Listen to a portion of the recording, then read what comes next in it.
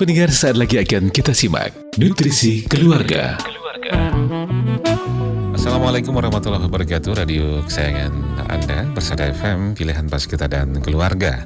Siarkan kebenaran, tebarkan kasih sayang. Halo, bagaimana kabar Anda? Pendengar dimanapun Anda berada dan dimanapun, bagaimanapun Anda bisa menyimak siaran kami. Hari ini bertepatan Jumat 14 Rabiul Awal 1445 Hijriah atau 6 Oktober 2023. Tentu menempatkan saya Ali Rahman hingga usia pukul 11 siang nanti akan kita gulirkan bersama dalam program Nutrisi Keluarga. Jumat siang tentunya Nutrisi Keluarga, edisi tumbuh kembang anak kita ya. Bersama praktisi fisioterapis peminatan anak yaitu Mas Arief Kurniawan SST FT RMSI yang sudah hadir di tengah kita. Kita sapa beliau. Assalamualaikum warahmatullahi wabarakatuh, Mas Arief. Waalaikumsalam warahmatullahi wabarakatuh. Lama tidak bersua ini, kabar bagaimana? Ya, alhamdulillah sudah sehat. Apa ini? Cuaca atau apa ini? Kendala apa ini? Batuk. yes, karena cuaca lah Mas, faktor utamanya. Iya, cuaca memang legone gitu, minumnya es teh ya. Iya, saking panasnya ini ya paling enak ya es teh jumbo. Ya, pagi hari ini kita nggak akan membahas tentang cuaca dan es teh jumbo, tapi kita akan hadirkan tema yaitu manfaat merangkak pada bayi. Apakah bayi itu bagaimana merangkak itu manfaatnya untuk pada tumbuh kembang anak ini? Seperti apa ini, Mas? Yes, baik. Assalamualaikum warahmatullahi wabarakatuh. Waalaikumsalam. Selamat pagi para pendengar radio Persada FM dimanapun berada. Alhamdulillah kita bersua kembali setelah libur beberapa waktu. Kita lanjutkan diskusi kita, ngobrol-ngobrol kita tentang tumbuh kembang anak kita. Yang kali ini kami mengangkat tema tentang manfaat merangkak pada bayi. Ya, manfaatnya apa sih? Pertanyaan yang sering ditanyakan, yang sering diutarakan oleh para orang tua. Mengapa anak saya harus merangkak? Bagaimana bila tidak merangkak? Bagaimana kalau nggak merangkak? Kan ya juga bisa jalan, gitu kan. Apakah ada dampaknya ketika nanti usianya sudah besar? Itu kan. Kalau nggak ada manfaat, nggak ada dampaknya yang secara negatif ya Mas. Buat apa merangkak? Biarin aja ngesot, nanti kan langsung berdiri kan ya bisa. Keempat, anak yang tidak merangkak itu bukan karena faktor keturunan. Dulu masnya nggak merangkak, ini adiknya juga nggak merangkak juga. Itu apakah ada hubungannya dengan faktor genetik atau keturunan? Dalam satu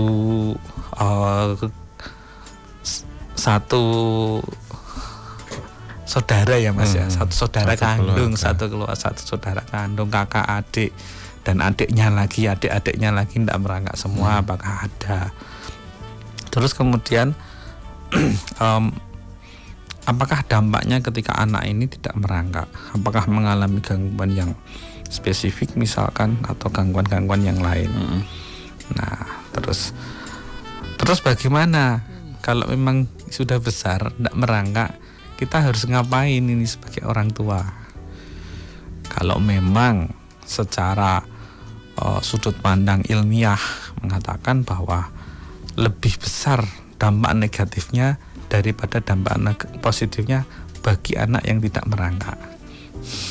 Itu kan. Ya kita juga harus bisa menampung semuanya nih Mas, memfasilitasi semua nih, dalam artian secara umum banyak kok yang nggak merangkak ya biasa-biasa saja. Betul, secara kemampuan individualnya tidak ada masalah gitu kan. Tetapi secara teori yang dibuktikan secara hasil riset penelitian dan sebagainya, ini bukti ilmiah yang bisa jadi akan terjadi pada salah satu di antara kita ketika kita tidak menjumpai fase merangkak pada bayi gitu. Oke, kita jawab yang nomor 1 dulu ya Mas ya. Kenapa apa sih kalau nggak merangkak gimana? Urutannya dulu aja Mas. Sebetulnya fasenya itu apa? Iya. Ini merangkak, ini apa? Ya, jadi begini, kalau secara tumbuh kembang normal kan merangkak itu perkembangan di usia 8-9 ke atas bulan, 8-9 bulan ke atas.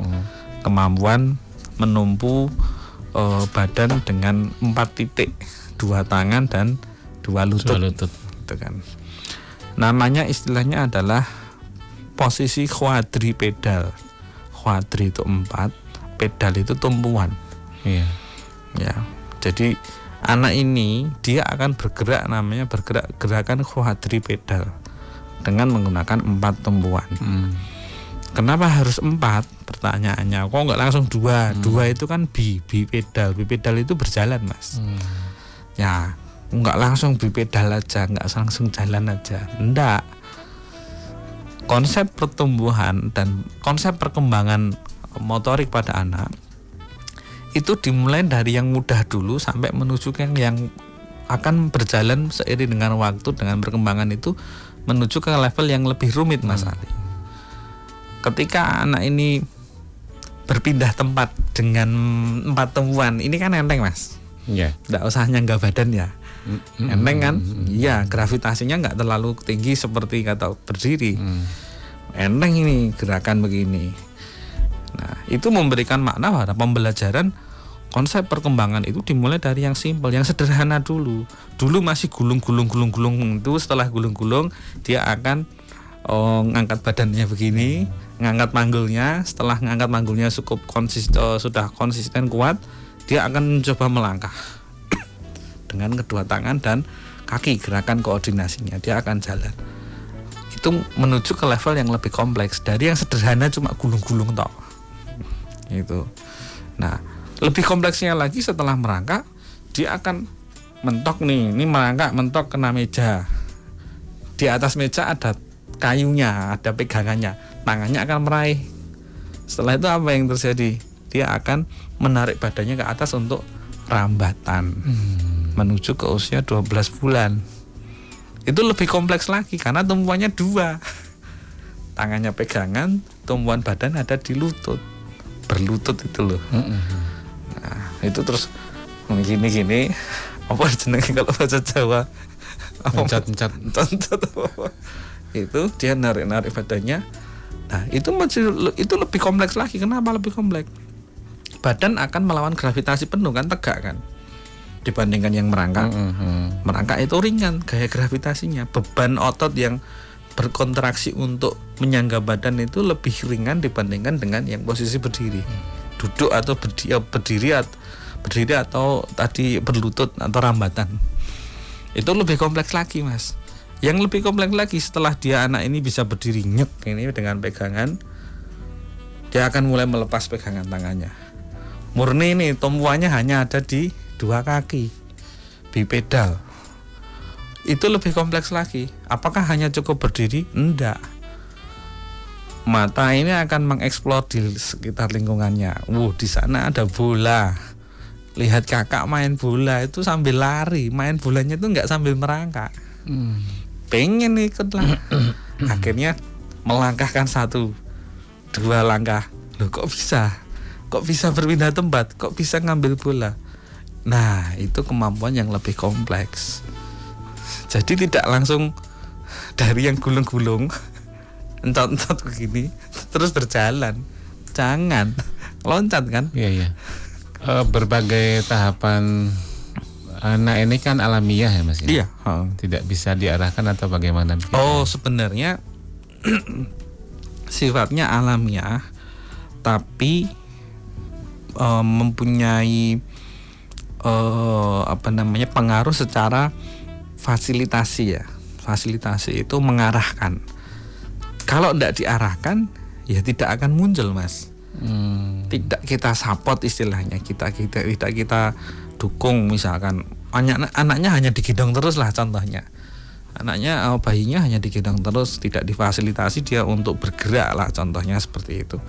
Nah, nanti usianya tambah banyak, ini tidak dapat ini kesempatan dia untuk bergerak itu, Mas. Gitu, cuma gendong, ngedot, tidur, diayun-ayun, ditaruh di kasur.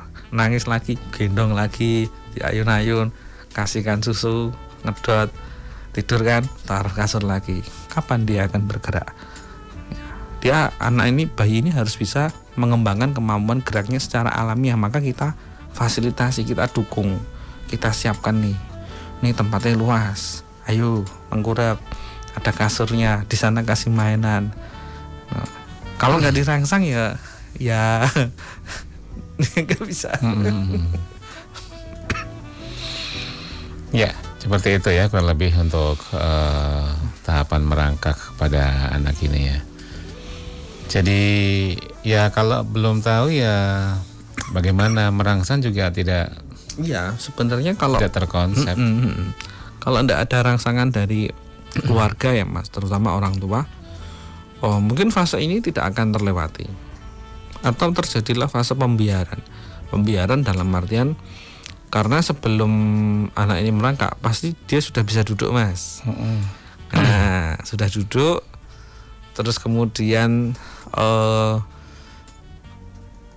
tidak diberikan stimulasi atau rangsangan yang sifatnya membuat dia untuk berpindah tempat dengan quadripedal ini, dengan keempat tumpuan ini.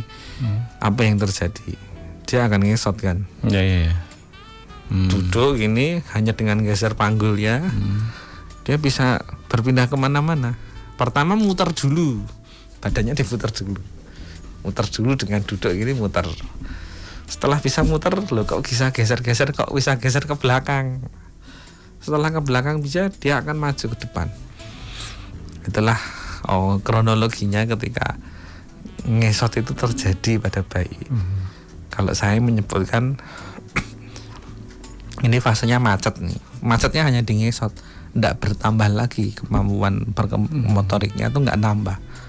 Dia hanya dengan ngesot, dia bisa main Mas, bisa ngapa-ngapain. Tanpa diajak apa-apa, pokoknya duduk dikasih mainan, diem. Udah ngesot, duduk, kasih HP, wah, wis komplit itu. Ini gitu. Ya. Sudah merangkak nggak bisa, usianya mungkin sudah lebih dari 9 bulan, bisanya baru ngesot. Akhirnya biar ngesot, biar anteng, kasihlah HP sekalian, dah, wis komplit. Apa sekarang apa ya namanya efek dominonya apa apabila fase ini terlewati? Ya. Atau dia tidak bisa merangkak, ya bisa jalan juga ternyata. Bisa, iya. Efeknya kalau kita lihat secara aspek saraf ya, kalau bahasanya neurologi ya, neurofisiologi, gerakan tubuh kita sisi kanan dan kiri ini kan dibagi menjadi dua. Ya, yang mensarafi atau bahasanya yang menginervasi gerakan sisi tubuh kita itu posisinya bersilangan dengan otak Mas. Jadi kalau tubuh kanan, tangan dan lengan dan tungkai kanan ini dikontrol oleh otak bagian sisi kiri, atau sebaliknya. Jadi nyilang lah istilahnya, persilangan. Nah ini secara aspek neurofisiologinya seperti itu. Nah pada gerakan merangkak pada bayi, nah gerakan tangan kanan dan kiri itu kan gantian, ini kan gantian terus kan. Nah semakin banyak dia bergerak, maka akan semakin merangsang pertumbuhan sel saraf di otak yang sifatnya tadi menyilang itu tadi. Makin terampil nih tangannya, itu secara aspek neurofisiologi, secara aspek saraf ya. Kemudian secara aspek otot dan tulang. Nah, otot dan tulang ini menumbuh begitu kita ngangkat badan nyek gini, ini kontraksi ototnya, kenceng nih, di bahu ini jadi kenceng, di panggulnya juga kenceng karena dipakai tumpuan. Nah otot dan tulang akan mengalami penguatan secara konsisten. Konsisten itu merangkak itu, kalau bayi itu yang senang merangkak itu merangkaknya kemana-mana loh Mas. Nggak cuma nguplek sak ruangan ini tok kan. Bahkan dia bisa sampai keluar ruangan dengan cara dia gerakan yang konsisten itu akan namanya istilahnya ada istilah kontraksi otot secara isometrik dan isotonik ya. Jadi otot itu mengeras begini kan dipakai tumpuan ini mengeras nih push up itu ya. Nah itu kayak panggulnya juga mengeras nih kanan kiri. Itu bagus untuk perkembangan sel massa otot dan kepadatan tulang di usia bayi. Nah belum lagi secara aspek kemampuan keterampilan dalam bergerak. Jadi bahunya ini makin stabil nih sama panggulnya karena gerakannya gini canggih. Nah apa yang terjadi ketika anak tidak merangkak? Banyak yang sering saya temukan di sekolah-sekolah ya mas, sekolah-sekolah sekarang yang sudah kelas 1 SD atau kelas TK besar, banyak yang kemampuan motorik halusnya, nulisnya itu bukan nggak bisa, tapi nggak bisa lama istilahnya. Kenapa anak nggak kuat nulis lama anak-anak sekarang? Permasalahannya itu sederhana. Sebenarnya satu karena mungkin pelajarannya beda sama zaman kita dulu ya mas. Dulu kita kan nopo nulis. Sekarang tugas apa sih nonton YouTube gitu kan. Tugasnya cari di internet. Di internet terus suruh ngetik dan sebagainya. Dulu nulis. Nah anak-anak sekarang itu secara penugasan tentu berbeda, tapi secara aspek kondisi secara otot dan tulang itu juga berbeda. Dimana ketika anak ini tidak merangkak, maka stabilitas otot di area bahu ini kan menjadi core-nya, menjadi tumpuannya untuk gerakan tangan mas. Nah ini tidak terlatih ketika dia nggak merangkak. Salah satu faktornya itu titik tumpunya. Kalau untuk menghasilkan gerakan yang di ujungnya yang bagus, berarti core-nya ini kan harus kuat toh. Harus stabil ya. Pondasinya istilahnya. Pondasinya harus kuat. Nah, ya itu masalahnya. Plus ditambah dengan kelemahan otot di tangan dan posturnya juga kurang bagus dan sebagainya. Nah, itu juga akan mempengaruhi. Memang nggak mengganggu prestasi terlalu signifikan, enggak. Tapi membuat anak ini kurang nyaman ketika dia mengikuti kegiatan belajar di sekolah. Nah itu menjadi catatan kita juga mas. Kita yang masih punya anak di SD, kita lihat. Berarti harus pintar-pintar menstimulan agar anak bisa melalui tahapan-tahapan ini. Iya, bagi yang masih di usia itu 6-12 bulan, jangan sampai dilewatkan nih merangkaknya. Nah, lantas bagaimana kalau yang sudah lewat atau sudah besar, sudah sekolah dan ditemukan gangguan kemampuan nulis itu tadi? Ya itu latihannya ya latihan penguatan ini, suruh push up aja. Di sekolah kan kalau tidak ngerjakan PR ada hukuman push up. Ya betul, itu bukan untuk tujuan menghukum biar kapok, enggak. Kalau dari sisi lain saya melihatnya enggak apa-apa, itu biar bahunya kuat, tangannya kuat. Itu latihan exercise itu. Untuk apa? Motorik halusnya biar lebih bagus. Mungkin bukan judulnya jangan diganti hukuman, tapi senam dulu, latihan dulu biar kalau karena ada anak-anak itu dihukum ini karena dihukum nggak ngerjakan PR disuruh push up. Padahal itu sebenarnya saya yakin gurunya biar biar tulisannya lebih bagus lagi gitu masalah. Ternyata itu diantaranya. Iya, bukan punishment yang menakutkan lagi sebenarnya. Jadi merangkak ini penting mas. Sangat-sangat penting. Masa merangkak ini penting ya. Tuh. Gimana caranya agar kita mancing ya biar si anak si bayi ini bisa merangkak, apa nih diajak? Bagaimana mas tipsnya? Merangkak itu bagi bayi yang baru mau belajar mulai merangkak, tentu dia tidak akan langsung numpu empat-empatnya itu ngangkat minyak gini, enggak. Ya, pertama dia duduk depan ini, kasih bantal atau guling. Dipanggu bantalnya begini dulu toh, duduk ini panggu. Nah setelah itu ya tangannya ditaruh depan begini. Aman kan, ini kan perut ini kan masih tersangga bantal. Berat badan masih tersangga badan, otomatis beban di lengan dan di tungkai tidak terlalu berat mas. Usia berapa itu? Usia 6-7. 6-7 ya. 7 bulan. Jadi caranya banyak. Salah satunya itu kasih bantal dulu. Yuk merangkak yuk begini. Sambil orang tuanya juga ikut merangkak. Ngajari, jangan mau ini kakinya begini dipegangin, enggak. Gini loh Dek, merangkak gini sama kayak Bapak. Ayo ke sana ambil nih dan sebagainya. Itu lebih bagus lagi. Iya, kalau merangkak dalam kegiatan dalam fisioterapi itu exercise. Untuk orang dewasa pun bagus-bagus saja merangkak. Bukan kita kembali kok jadi bayi itu enggak.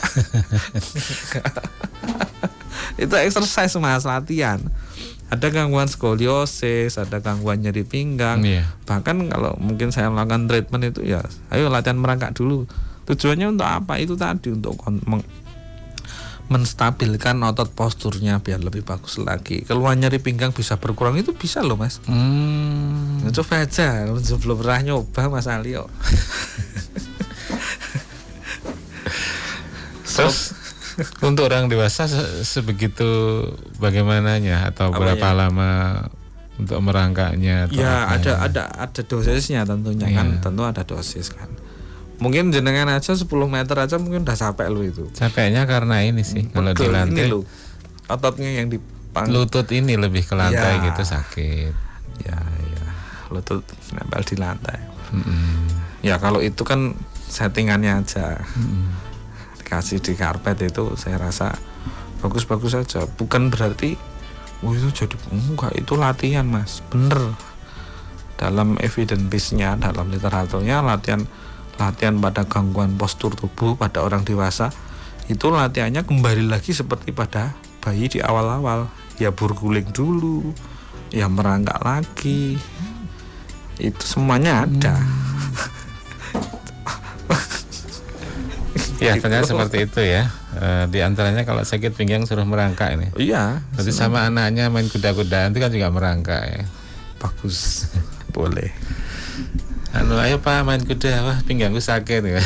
Nanti malah sembuh. Malah sembuh ya. Insyaallah. Baik pemirsa, kita pendengar dan pemirsa, kita akan lanjutkan kembali di ngobrol kita di nutrisi keluarga edisi tumbuh kembang anak ini terkait manfaat merangkak bagi bayi kita. Kita akan kembali tentunya setelah pesan-pesan yang berikut ini. Beliau adalah praktisi fisioterapis peminatan anak dari Klinik PNTC Colomadu. Kita bahas bincang-bincang kita terkait dengan manfaat merangkak pada anak. Merangkak ini apa kaitannya dengan kecerdasan otak ini? Turut andil jalannya apa enggak nih? Ada Mas, ya ada. Itu tadi yang tadi saya sampaikan di sebelum tadi tentang menstimulasi otak sisi kanan dan sisi kiri. Jadi otak sisi kanan dan kiri itu terstimulasi dengan gerakan yang sifatnya konsisten di kedua sisi tubuh. Itu kan. Nah, itu kan konsisten terus menerus. Akhirnya akan merangsang pertumbuhan sel saraf. Jadi wujud dari perkembangan kecerdasan anak itu pada masa pertumbuhan dan perkembangan itu ditunjukkan dengan keahlian atau peningkatan keterampilan dalam bergerak. Jadi kalau anak ini gerakannya bagus, merangkaknya bagus, oh ini otaknya bagus nih, cerdas nih.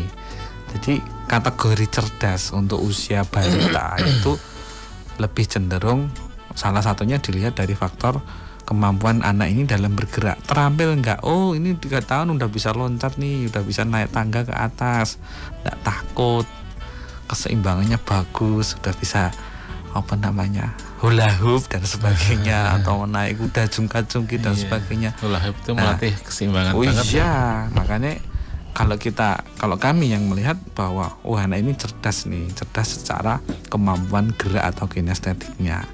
Nah, dari situ karena motorik itu adalah merupakan pondasi untuk perkembangan di fase-fase selanjutnya, baik fase bahasa, baik fase kognitif atau kecerdasan, maka pondasinya ini udah cukup bagus nih motoriknya. Nah, jadi itu yang menjadi salah satu alasan mengapa perkembangan motorik itu harus tuntas, harus maksimal cara menstimulasinya. Untuk apa? Untuk menghasilkan tahapan selanjutnya itu juga lebih siap lagi nih anak ini, juga lebih bagus lagi gitu kan. Jadi kalau kita lihat flashback ya Mas, zaman tahun-tahun dulu ya 90-an. Kalau atlet yang berprestasi langsung jadi pegawai kan istilahnya. Iya. Kenapa? Apa nggak salah? Enggak, karena saya yakin bahwa dengan kapasitasnya atlet itu, dengan level secara fisiknya itu sudah di atas rata-ratanya kita. Maka ketika nanti dia jadi seorang pegawai, seorang pekerja di salah satu instansi, secara ketahanan baik jasmaniah maupun rohaniahnya itu sudah cukup bagus. Karena memang punya endurance yang cukup bagus secara fisik gitu. Belum lagi otaknya, apalagi atlet dengan olahraga yang spesifik tertentu, misalkan bela diri, taekwondo dan sebagainya. Dia kapan harus menyerang, dia kapan harus bertahan, gerakannya harus cepat. Itu semuanya akan diatur oleh otak Mas. Jadi nggak hanya secara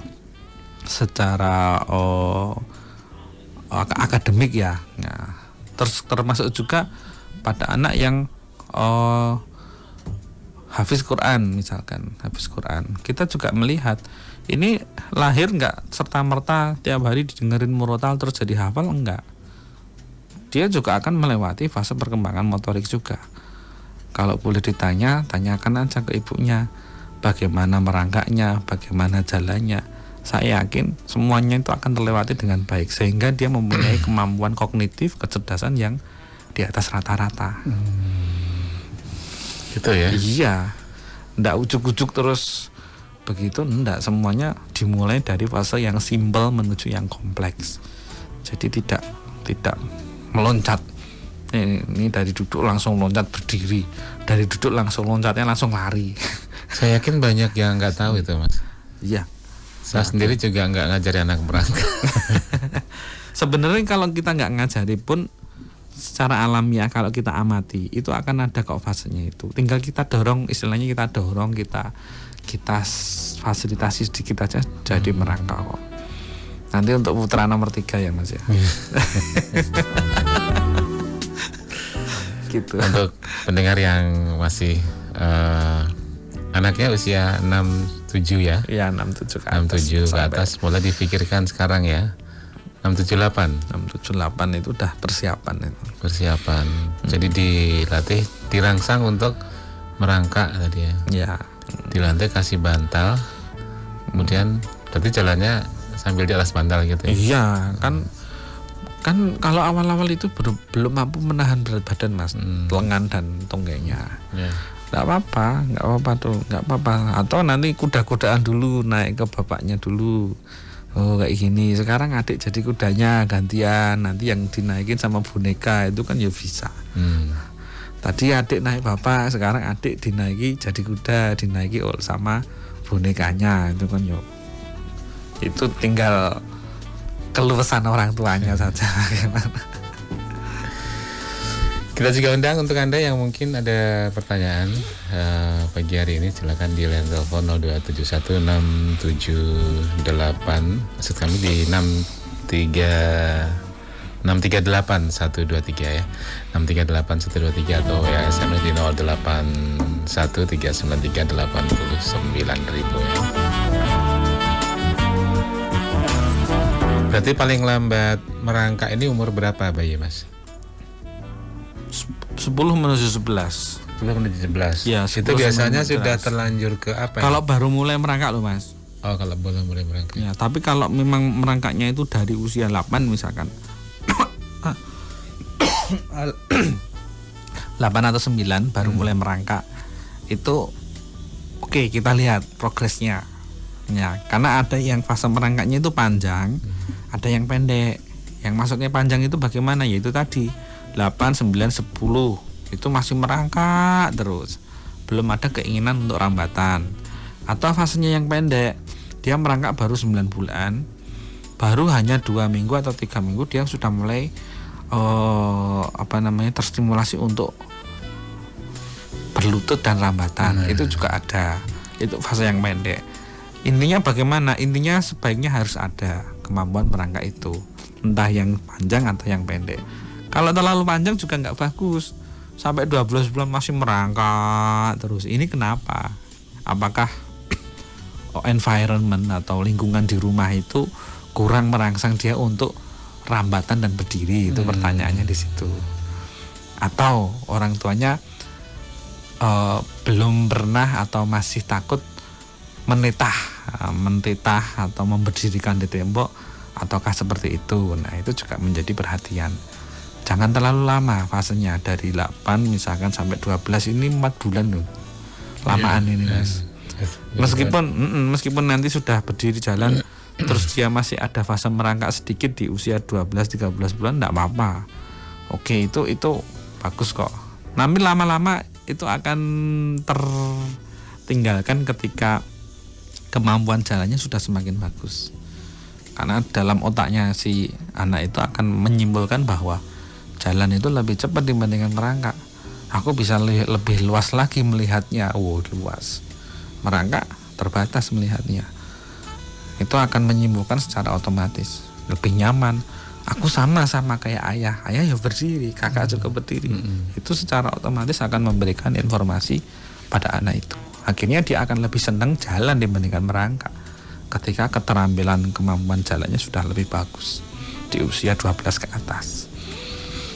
Tuh. Ya, itulah seberapa pentingnya merangkak, dan jangan sampai merangkak juga kelamaan ya. Jadi sebagai orang tua kita harus total perhatian ya. Ya, 0 sampai 12 itu tumbuh kembang anak. Ya, 0 sampai 12 saya rasa orang tua harus bukan waspada ya, Mas. Apa ya? Lebih concern dengan setiap minggu, setiap bulan itu apa yang terjadi pada anaknya terkait dengan perkembangan motorik. Itu tolong diamati baik-baik. Ada yang bertambah. Yang kemarin baru bisa begini, sekarang jadi begini. Oh, bagus. Diamati aja terus. Amati, kemudian kalau perlu kita men-setting environment, lingkungan untuk menstimulasi agar dia lebih naik lagi nih perkembangannya.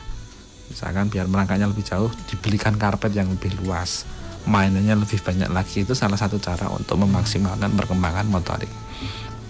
Ya, luar biasa untuk fase merangkak ini pada anak. Ini dan di pengunjung Mas Arief, mungkin ada yang digaris bawahi atau bagaimana seharusnya kita sebagai orang tua terkait dengan tahapan merangkak ini? Baik, tahapan perkembangan merangkak merupakan salah satu kesatuan di antara sekian banyak tahapan perkembangan motorik pada bayi, yang mana ini tidak bisa ditinggalkan, dilewati atau diloncati begitu saja untuk menuju level perkembangan motorik di tahapan selanjutnya. Maka merangkak itu merupakan proses transisi dari posisi dia tiduran tengkurap atau terlentang menuju ke posisi melawan gravitasi. Merangkak merupakan proses locomotion itu kemampuan berpindah tempat yang lebih cepat dibandingkan berguling, sekaligus persiapan bayi untuk bisa menuju ke perkembangan kemampuan gerak bipedal atau gerak berjalan. Maka ini harus benar-benar selesai, lulus ini merangkaknya, harus ada, harus diusahakan. Jadi tidak bisa mentoleransi ketika bayi kita tidak merangkak, nggak apa-apa. Jangan membiasakan mungkin untuk diri kita sendiri, keluarga, saudara, tetangga dan sebagainya, membiasakan tidak merangkak tidak apa-apa. Itu tidak bisa. Jadi mungkin itu saja pesan saya, Mas Ali. Nah, nanti kalau memang ada kesulitan silakan konsultasikan ke ahli tumbuh kembang, gitu aja. Ya, baik. Dan demikian pendengar untuk ngobrol kita di bincang nutrisi keluarga pagi hari ini. Tentunya manfaat dan sebegitu pentingnya merangkak. Mungkin ada yang baru tahu, seperti saya. Nanti putranya kan kalau Anaknya yang nomor 3 pasti lebih titan lagi, Mas. Ya, begitu ya untuk Anda juga semuanya yang sedang menantikan lahirnya sang buah hati, diperhatikan betul ya masa-masa pertumbuhan emas ini, masa-masa yang harus Ya, tidak golden bisa period. iya, tidak bisa dilewatkan begitu saja. Titip ke orang lain, titip ke nenek, titip ke orang siapa yang kita nggak tahu seberapa care-nya mereka Ya, dengan tumbuh kembang anak betul. kita kan ya. Betul. Mungkin ya harus salah satu ya menjadi ya, pengasuh. Begitu, terima kasih Mas Arief atas Iya, waktunya. siap. Insya Allah kita bersama di kesempatan yang akan Iya, datang siap. dan insya Allah bermanfaat bagi pendengar, pemirsa yang Amin, menyaksikan amin, dan mendengarkan siang hari ini. Assalamualaikum warahmatullahi wabarakatuh. Waalaikumsalam warahmatullahi wabarakatuh.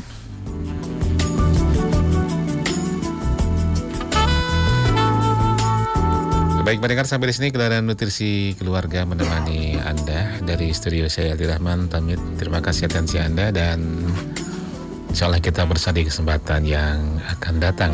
Sesungguhnya hanya orang-orang yang bersabarlah yang dicukupkan pahala mereka tanpa batas. Assalamualaikum warahmatullahi wabarakatuh. Radio Persada FM.